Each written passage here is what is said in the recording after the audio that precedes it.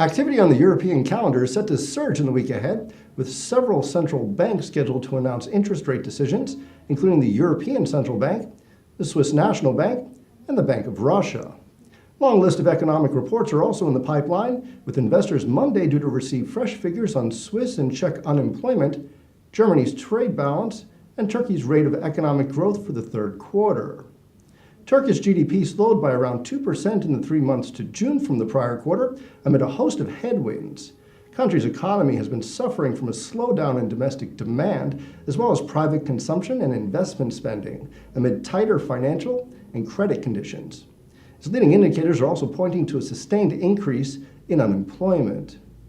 Against this backdrop, the country's central bank in late October decided to maintain its tight monetary policy stance and kept its policy rate at 24%. Meanwhile, Tuesday will bring UK employment data, as well as the Euro area ZOO Economic Sentiment Index for December. Economic sentiment across the Eurozone has been mired in negative territory, with an outlook that has deteriorated even more than it has for Germany, which saw its gauge in November clock in at a negative 24.1.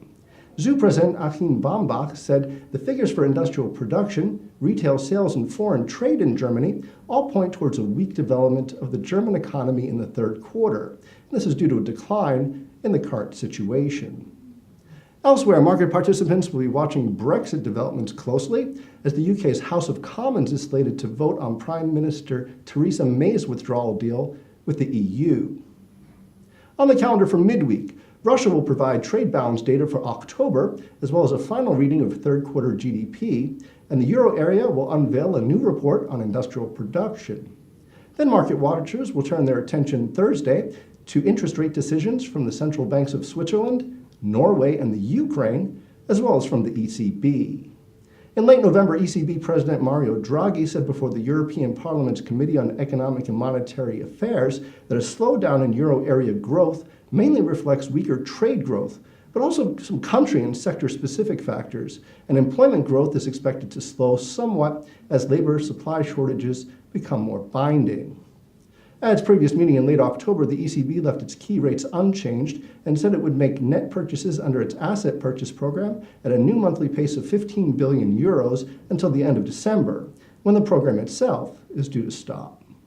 The ECB's interest rate decision Thursday will be followed by a press conference where market players can glean further clues into the euro area's monetary policy strategy. Also, ahead of the weekend, Germany will provide a flash reading of market manufacturing PMI along with the broader euro area, and Russia's central bank will announce its interest rate decision. On the corporate front, Deutsche Lufthansa is scheduled Wednesday to release its traffic figures. In October, the airliner welcomed around 13.2 million passengers, a 9% increase year on year, with the strongest growth recorded at its hub in Vienna.